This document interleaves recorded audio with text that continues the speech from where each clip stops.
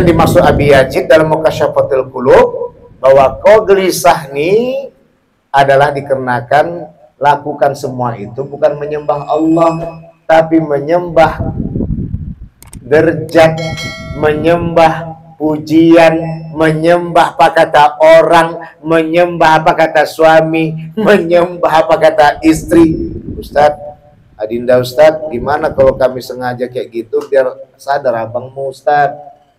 Kalau itu lain lagi namanya. Artinya kalau dia niatnya seperti itu bukan untuk dirinya, tapi diri untuk menyadarkan suaminya.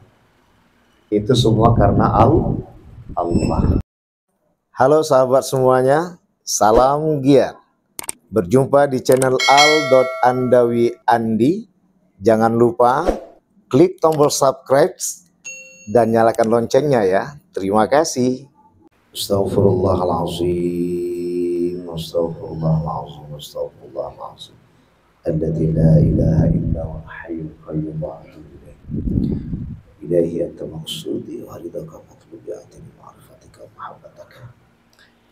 A'udzu billahi as-sami'il 'alim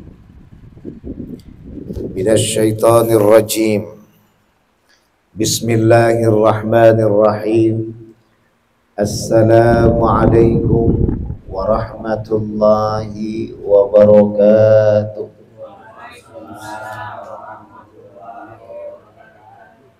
Alhamdulillah wa syukrulillah wassalatu wassalamu ala rasulillah Sayyidina Muhammad wa mawalah. Asyhadu an la ilaha illallah wahdahu la syarika lah wa asyhadu anna Muhammadan abduhu wa rasuluh la nabiyya ba'dah. Rabbi israh li sadri wa yassir li amri wahlul 'uqdatam min lisani yafqahu qawli amma ba'd. Wa qala Allah ta'ala fi kitabil karim fi surati al-baqarah fi ayati 184.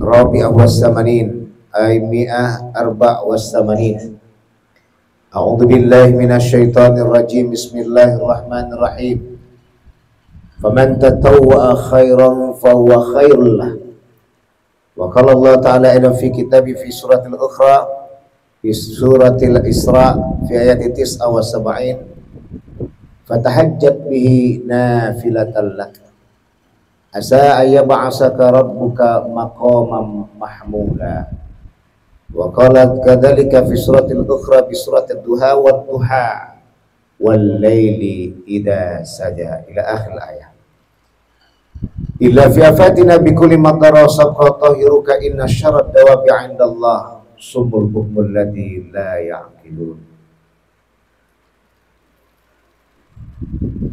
Abangda dan kakanda yang kami hormati, berserta ananda qori yang kami sayangi, terutama tuan rumah yang kami cintai. Semoga Allah limpahkan keberkahan, luasan rezeki yang telah menyiapkan tempat yang sangat berarti untuk memantapkan keyakinan kita kepada Allah yang Maha Suci. Amin ya rabbal alamin.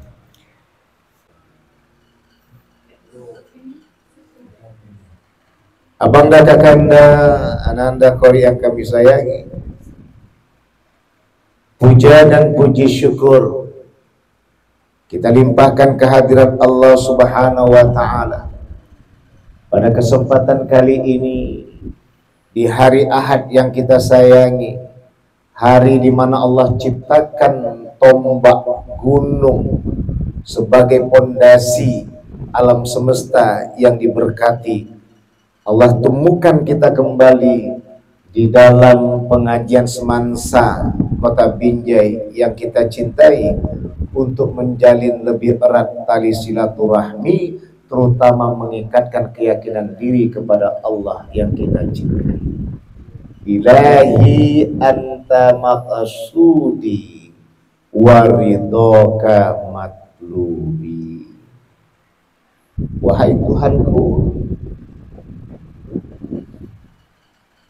Engkaulah tempat tujuanku, dan ridhamulah yang kami minta. Dalam Mukasyafatul Qulub tadi malam mahasiswa saya bertanya, mahasiswa pasca sarjana magister, Ustadz, saya membaca buku Mukasyafatul Qulub, ada yang belum saya pahami ketika ada sahabat bertanya kepada Abi Yazid, ya Aba Yazid, mengapa hatiku belum tenang padahal aku sudah beribadah?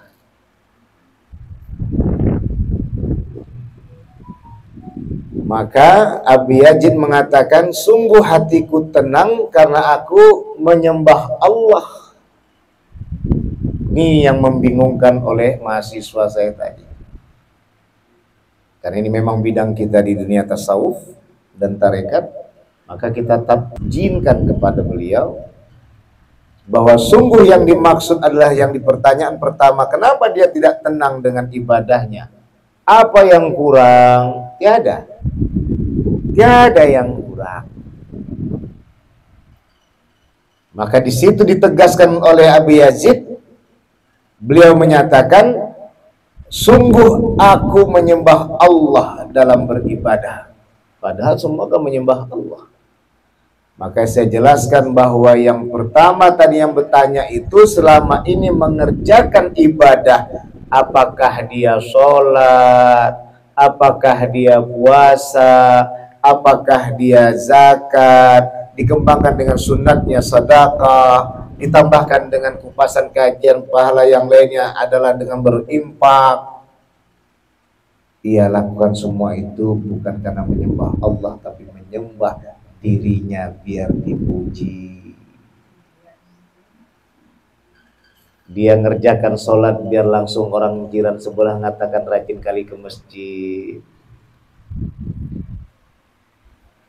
Ada juga semalam di satu tempat lagi berobat padahal aktif sholat dan mengerjakan lain sebagainya. Kenapa kena santet juga? Maka saya katakan dua hal itu patokan. Yang pertama adalah la haula wala quwata illa billah. Apalagi kurangnya Nabi Muhammad. Kenapa Nabi Muhammad bisa kena santet?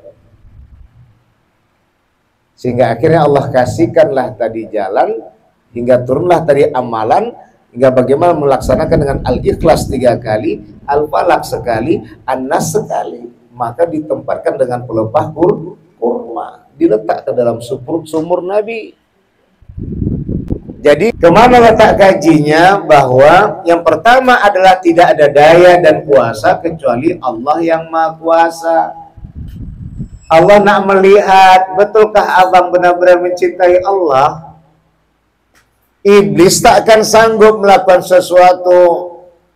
Ketika iblis tidak mau bersujud alias menghormati Adam karena keilmuannya, bukan berarti menyembah Adam, tapi menghormatinya, maka di saat itulah datanglah sebutan pertama kepada iblis adalah rajim.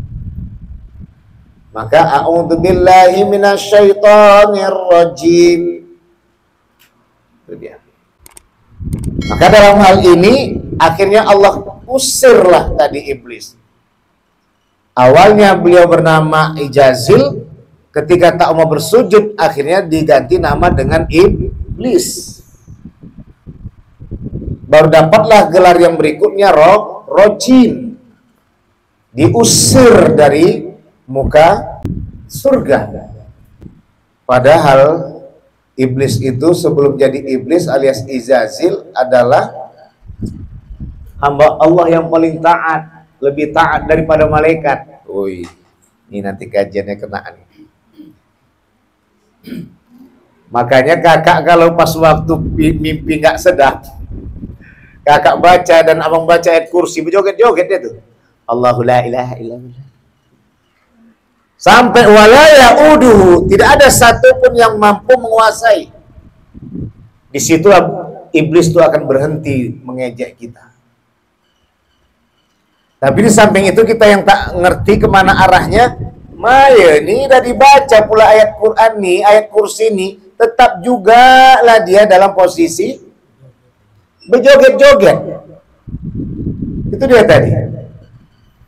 Maka dalam hal ini bapak-bapak ya, langsung aja lah abang-abang, kakak-kakak sekalian yang dirahmati oleh Allah dengan ananda qari yang kami sayangi. Maka di sini ditempatkan bahwa di saat itu iblis dikasihkan permohonan. Ya Allah, pertama permintaan iblis, tangguhkan kematianku. Innaka munzarin, sungguh kau diberikan penangguhan. Yang kedua, izinkan hamba ya Allah untuk menggoda dan menjerumuskan hamba-hambamu. Silahkan iblis, silahkan iblis. Illa ibaduka mukhlasin, kecuali hamba engkau ya Allah yang ikhlas. Kemana kaji ikhlas nih kak? Allahus Somad. Inilah kata Abi Yazid tadi, aku menyembah Allah dalam sholat, puasa, zakat, dan segalanya. Ya teman-teman YouTube sekalian, banyak orang udah memamerkan dengan sholatnya, dengan umrohnya, dengan hajinya, dengan sedekahnya, dengan infaknya. Tapi dia lupa bahwasanya dia lakukan itu semua bukan karena Allah, tapi karena pamer, ria, dan sombong. Itulah makanya gelisah batinnya. Muncullah keraguan. Apalagi kurangku, tahajud aku sampai orang tidur tuh semua lelap, aku tidak tidur. Bawa. Tapi ada keriaan di situ. Syukur tak pakai mic dia mengucap berzikir waktu di rumah. Itulah dia. Makanya kakak dan abang kalau mau melihat orang yang ikhlas, dengarlah. Bagaimanapun tulus-tulusnya tadi orang mau beribadah, susah dia untuk melaksanakannya. Ketika mau datang sholat, ajan, carilah mana masjid yang baca Al-Quran, langsung bukan pakai tab, itulah yang betul-betul memahami arti keikhlasan. Bukan dia riya. Taunya dia suaranya bukan jago kali, masih banyak tab-tab yang dari Muammar dan lain sebagainya ditampilkan. Tapi bisa kita hitung sama jari yang nanda, betul nggak? Syukurlah tab sama kaset tuh nggak masuk surga, tidak ada tempat kita lagi. Bercanda teman-teman YouTube sekalian. Nah, jadi ini yang dimaksud Abi Yazid dalam Mukasyafatul Qulub, bahwa kau gelisah nih adalah dikarenakan lakukan semua itu bukan menyembah Allah, tapi menyembah derajat, menyembah pujian, menyembah apa kata orang, menyembah apa kata suami, menyembah apa kata istri. Ustadz, Adinda Ustadz, gimana kalau kami sengaja kayak gitu biar sadar abangmu Ustadz? Kalau itu lain lagi namanya. Artinya kalau dia niatnya seperti itu bukan untuk dirinya, tapi dia untuk menyadarkan suaminya. Itu semua karena Allah. Kakak abang dan anda qari yang kami sayangi, inilah selalu kita kembalikan yang dibawa oleh Nabi Muhammad SAW yang kita cintai, yang telah memberikan teladan yang sejati bagi kita semua yang sangat dicintai olehnya. Maka dalam hal ini judul kita dalam kupasan adalah sholat sunat pilihan. Kalau sholat sunat ini alias sholat tatawwu ini banyak. Ada yang mengungkapkan 18, ada yang mengungkapkan 11, ada yang mengungkapkan 7. Ambil aja yang sedikit 5.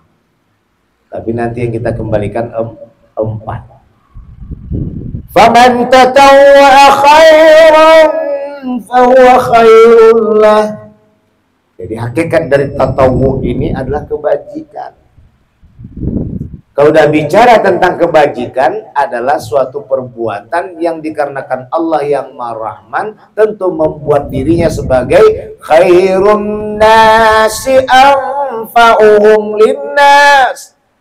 Manusia yang terbaik adalah manusia yang bermanfaat bagi manusia yang lainnya. Ini dia. Apakah ia sholat sunnah? Apakah ia puasa sunnah? Apakah ia masuk kepada sedekah, infak, hadiah? Ini semuanya berupa pemanfaatan manusia kepada manusia yang lainnya. Sholat sunat di mana? Nah, adinda Ustadz kemana kepada manfaatnya? Tak banyak kita baca, tak banyak kita berumpi, banyak kita mengintrospeksi diri. Nah, ini yang dimaksud dengan kebajikan. Ini kita awali dulu. Bahwa kenapa disebut dengan sholat tatawu, dan sholat tatawu itu dibagi pada dua. Sholat sunat muqayyad dan sholat sunat mutlak. Sholat sunat muqayyad itu termasuk tadi yang dekat, yang selalu beriringan dengan yang wajib maktubah. Seperti sholat sunat qobliyah, zuhur, ba'diyah, zuhur, ba'diyah, maghrib, ba'diyah, isya. Ini yang selalu diterjemahkan jadi 12. 4 qobliyah sebelum qobliyah zuhur, 4 sholat 4 rakaat sebelum zuhur. Imam Syafi'i suka membawa 2 kali salam. Imam Hambali membawa 1 kali salam. Tapi kalau ba'diyah zuhur tetap 2 rakaat 1 salam. Itu semua sepakat. Kemudian ada yang menempatkan ketika dia mengambil 2 rakaat sebelum zuhur, 2 rakaat setelah zuhur 4, kemudian 2 rakaat setelah maghrib 6, ditambahlah dengan 2 rakaat sebelum dan setelah isya. Karena dia apa? Diawali tadi 2 rakaat cuman dia sebelum zuhur. Itu kalau yang disebut dengan sholat 12 rakaat 1 hari. Itu sholat sunat. Iyalah 4 rakaat sebelum zuhur. Karena berkata ada bagian ulama yang tidak membuat 4 rakaat sebelum zuhur dia mengambil 2 rakaat, maka dimasukkannya sebelum isya itu 2 rakaat. Ada lagi pindah ya di daerah Jawa sebelum maghrib 2 rakaat, isya yang sebelum rakaat. Makanya kalau di Jawa itu terutama Jogja itu selawatan itu. Kalau kita di Sumatera nih, khusus Sumatera Utara, sempit kali waktu.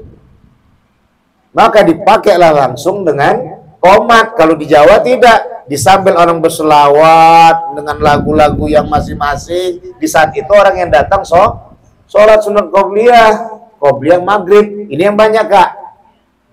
Tapi ada juga terapkan sebelum isya. Gitu ya, Kak? Itu di mana? Di Sumatera. Kalau di Jawa sebelum maghrib, sebelum isyanya nggak ada. Di Aceh juga ya. Bila dia sebelum zuhur 2 rakaat. Tapi kalau kakak ngerjakan 4 rakaat, itulah tadi 4 rakaat sebelum zuhur, tambah 2 rakaat setelah zuhur 6, tambah 2 rakaat setelah maghrib 8, tambah 2 rakaat setelah isya 10. Yang paling afdal sholat sunat fajar alias sunat qobliyah subuh. Apa fadilahnya? Adalah bagaikan lebih dari dunia dan isinya. Terlambat pun abang kakak. Arti terlambat tadi udah hampirlah setengah jam orang selesai sholat subuh. Jangan tinggalkan sunat qobliyah subuh. Bagi orang udah pulang selesai sholat subuh di masjid, awak kan baru bangkit. Syukur bangkit, banyak yang tak bangkit-bangkit. Baik, abang dan kakak yang dimuliakan oleh Allah, ini yang disebut muqayyad.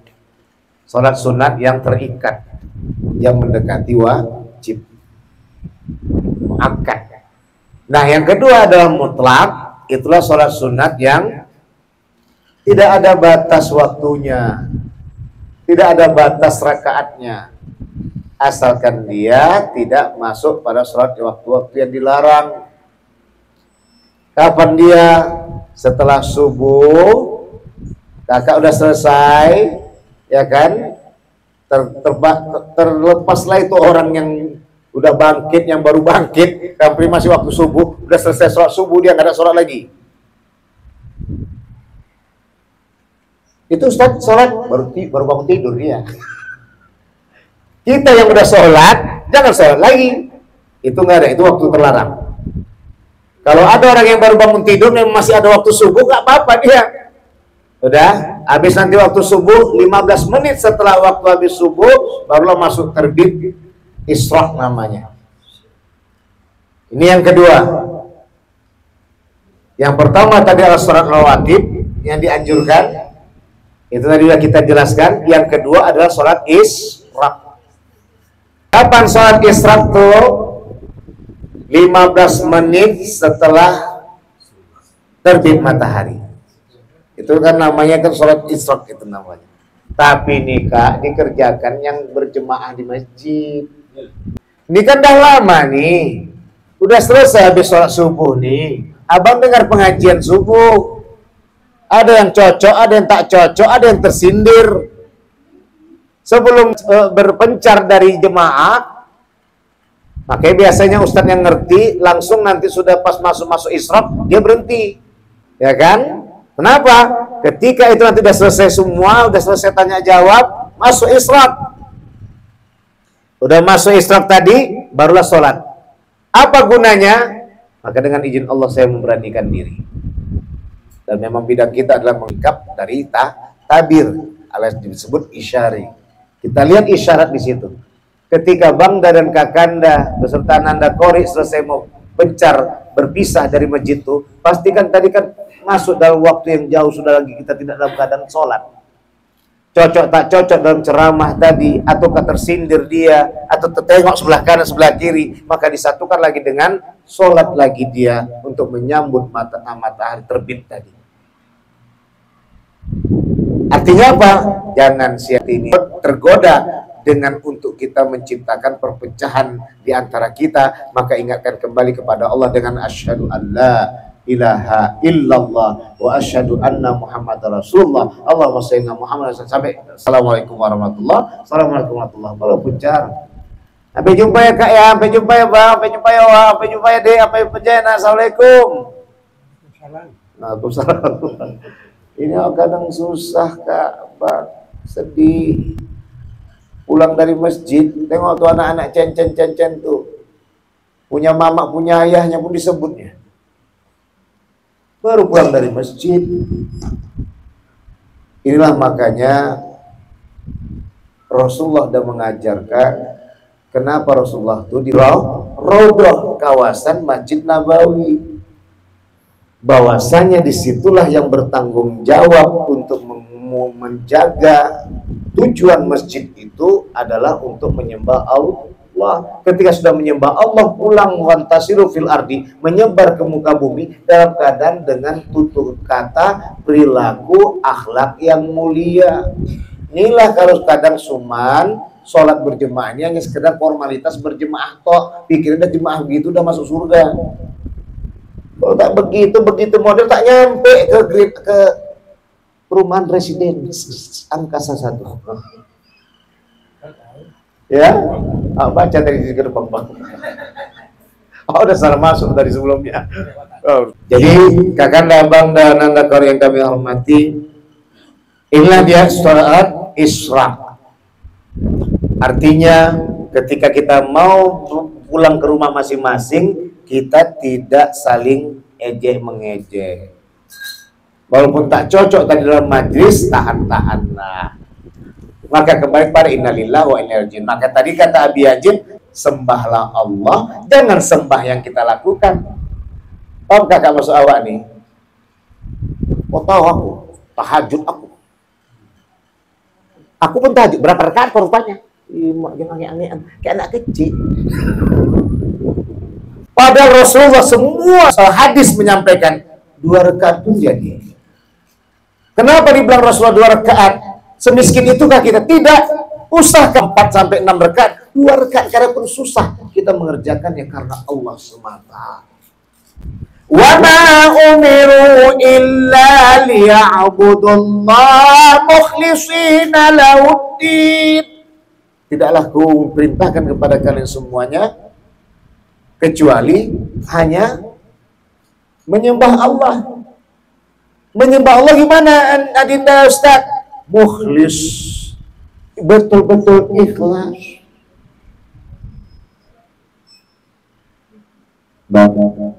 Ikhlas inilah kuncinya.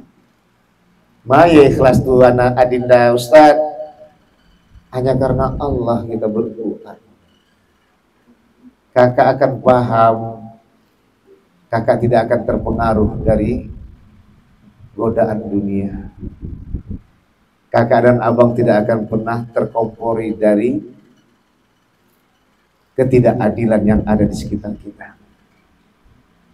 Kok bisa gitu adinda? Karena kita lakukan semua karena Allah. Bukankah semua itu atas kuasa Allah, daya Allah? Allah melihat seberapa besar cinta kita kepadanya. Sementara orang yang memang untuk mengompori kita, itu lain lagi ceritanya, dia akan mendapatkan balasan dari Allah. Wa may ya'mal mithqala dzarratin syarran yarah. Dan barang siapa yang berbuat sedikit keburukan, baginya pun balasan keburukan itu walaupun sedikit. Ya udah. Sisi lain kita ujian, untuk dia adalah bala, azab. Gerengkang aku, masuk itu. Udah, kita ini diuji Allah. Seberapa percaya kita ini sebagai ujian? Yang penting hati senang walaupun tak punya uang. Artinya tak punya uang, tak ada patokan dia tadi menghargai kita, pemberian kita. Buat apa kita tidak senang? Bukankah kita ngasihkan tadi adalah karena Allah, bukan karena dia? Awak berharap dapat 2 piring, balasannya bukan lagi balasan 2 piring tadi kasihkan kolak, dia kasihkan tadi roti banyak kan? Tak ada lagi balasan dapat ketika kasihkan tadi roti banyak. Malah dikatakannya, pelit kali kau, segini kau kasih untukku. Kadang kita yang tak tahan, udah syukur kok aku kasih. Keluarlah tadi itu. Harusnya, ya kak, minta izin lah kak, ini yang cuma bisa awak bagi. Yang penting awak tenang di hati. Awak kadang makan sedikit sesuap, teringat kakak yang tak merasakan, berdosa rasanya hati ini. Nanti apa kata Allah yang awak cintai? Yang penting awak bagi kakak. Oh, udah kayak gitu dah. Besok-besok kasih banyak ya. Iya kak, mau doakan aja rezeki. Enak. Terakhir, iya ya, tak sadar aku ya. Udah dikasih, aku tak tahu diri. Disyukur adikku tadi tak marah-marah. Sedap kak, itu yang masuk awak tadi. Hati senang walaupun tak punya uang. Plus. Isra. Yang kedua Isra. Yang ketiga adalah sholat. Jadi sholat Isra itu tidak boleh dilakukan. Sholat Isra itu sebenarnya khusus untuk orang sholat yang berjemaah di masjid ataukah di musola. Yang penting tatanannya berjemaah. Kalau berjemaah antara bini sama suami di rumah, lain lah. Kita berjemaah di masjid nih kak. Makanya tadi hamba ceritakan awak. Iya kak, kalau perempuan itu sunnahnya di rumah. Tahu kakak kenapa perempuan itu di rumah dibuat Allah? Jangan badan kakak, badan abang aja yang di masjid tuh. Rumah kita tak bermasjid. Makanya kata Rasulullah, sholat wajib tuh di masjid, sholat sunat tuh di rumah. Itulah maksud awak tadi kak. Kenapa Rasulullah tidak mewajibkan perempuan ke masjid? Biar rumah tuh tetap terpancar bacaan-bacaan Quran. Kalau tidak kak, rumah kita tuh kayak pasar. Ada yang jualan, ada setan. Orang kata Rasulullah banyak setan tuh di pasar. Berapa nih kak? 5.000, 3.000 kenapa? Maaf ya kak, tadi ada yang nawar 7.000 yang tak kasih. Padahal baru buka dia, siapa yang nawar? Pandai kali bebongak. Datang dia, kak maaf ya kak ya, tadi awak tawar kok sih ada kak, karena tadi mencari apa ya, padahal dia baru itu juga datang. Itulah setan dari itu. Suk namanya pasar. Nah jadi itu kayak alhamdulillah, makasih kak. Itu melengkapkan pemahaman bahwa kenapa Rasulullah tadi pertama tidak mewajibkan perempuan ke masjid adalah biar rumah itu juga sebagai masjid. Ini disampaikan oleh Rasulullah adalah dalam hadis Bukhari. Jadikan juga rumahmu masjid sebagaimana kau sholat di masjid. Maka katanya ada Rasulullah sudah habis sholat berjemaah, Rasulullah pulang. Padahal jarak masjid dengan Nabawi dengan rumah beliau tidak jauh. Itu Raudhah tuh. Apa gunanya Adinda Sapriandi? Gunanya adalah biar dari masjid ke masjid ini tidak ada pertikaian. Ini yang hamba maksud tadi nih. Pulang sholat berjemaah di masjid, mak cakap begaduh, lempar rumah hawa, yang kena ada di asengnya. Padahal baru pulang sholat. Mana ayah kau sini nih, ayah kau mana mak kau dia? Entah apa katanya. Baru selesai sholat dari masjid. Tapi siapa yang salah tadi nggak tahu lah, entah imamnya, entah apanya. Ini ada perlunya bahwa masjid itu harus ditakmirkan. Dipahami masjid itu hanya sekedar sholat berjemaah, tidak. Di situ ada kegiatan kita mengaji, ada kegiatan kita untuk saling mengikat silaturahmi, ada ikatan untuk mencerdaskan antara satu dengan yang lainnya agar hidup lebih berarti. Yang ketiga adalah sholat tahajud. Supaya barangkali yang menyampaikan ini, Kak, tadi malam kagak kurang sehat saya, lepas tahajud saya. Awak ikuti Imam Ghazali. Kalau Imam Ghazali itu nyampaikan, kalau tak awak kerjakan, nyampaikan yang susah. Kata orang rumah tadi, udahlah bang, bukan karena sengaja bang tak sholat tahajud, karena kurang sehatnya bang, masuk angin saya, supaya saya bangkit, lepas tahajud saya malam. Jadi intinya tahajud ini, fatahajjat bihi nafilatan lak. Bangunlah kamu di malam hari, lakukanlah sholat hajat tahajud. Kenapa? Di waktu itu orang pada asik tidur, kita asik-asik mojok sama Allah. Masya Allah. Makanya kalau orang-orang yang suka tahajud itu nggak ada rasa takutnya, maka nggak ada lagi yang disebut kesepian. Saat orang pada tertidur, kita udah berduaan dengan Allah yang Maha Rahman, dan wajahnya akan penuh dengan cahaya. Jadi tahajud ini, sholatlah kamu, bangunlah di malam hari agar mendapatkan keterpujian dari Allah yang Maha Suci. Asaya ba'asaka rabbuka maqaman mahmuda, mendapatkan tempat yang terpuji. Itu yang ketiga. Yang keempat apa? Duha. Sholat duha ini mah ya nih Kak Bang, inilah yang disebut sholat sedekah. Karena waktu itu Rasulullah ada memerintahkan sahabat untuk bersedekah kepada 360 sendi di anggota tubuh. Gimana cara bersedekah dengan 300? Karena di sendi-sendi tubuh gini, buka Bang, kita ada 360 sendi Ananda. Bingung sahabat bagaimana cara untuk bersedekahnya? Sholat duha. Apa maksud 360 sendi Kak Bang? Agar kita dapat mengontrol diri kita agar tak mudah digoda oleh syaitan. Karena 360 sendi itu sudah dipagari oleh dengan sedekah. Sedekah itu apa? Kepercayaan, ada cinta. Maka setan tak kuasa untuk menggoda dan membuat kita saling berbenci antara satu saudara dengan saudara yang lainnya. Dan akhirnya disitulah duha disebut sholat menambah dan membuka pintu rezeki. Jadi dalam hal ini disitu dengan sebutan inna duha aka, sesungguhnya waktu siang itu, pagi dan siang itu adalah pagi waktumu. Tidak ada istilah tadi, aduh mak, hancurlah ini, atasanku tak bagikan aku rezeki, tak ngasihkan aku proyek. Bisa disebutkan duha itu dapat memberi semangat. Duha itu tidak mematahkan kita. Mak, jumpa pun nanti sama atasanku, tak bisa aku lagi bekerja nih. Itu milik Allah. Inna duha uka, wal baha uka. Cinta itu adalah milik Allah. Wal jamal uka, kecantikan itu milik Allah. Wa kudrataku kudratuka, dan kekuasaan itu kekuasaan Allah. Apabila rezeki itu di langit, turunkan padaku ya Allah, walaupun di situ ngancam kita memotong gaji kita. Wa ya fil ardi fakhriku, kalau di dalam bumi yang dalam, keluarkan dia ya Allah. Kalau dia jauh, dekatkan ya Allah. Kalau dia tadi mendapatkan susah, mudahkan ya Allah. Sebagaimana kau bagikan kepada hamba-hambamu yang ikhlas. Ini dia. Nah, inilah sholat duha. Yang terakhir adalah sholat subuh qobliyah. Udah semua tadi ya. Baik, kita jaga bangsa yang dimuliakan oleh Allah. Mudah-mudahan kajian ini dapat memberikan kepada kita ketenangan, kenyamanan. Ini yang disebut dengan fikih tauhid.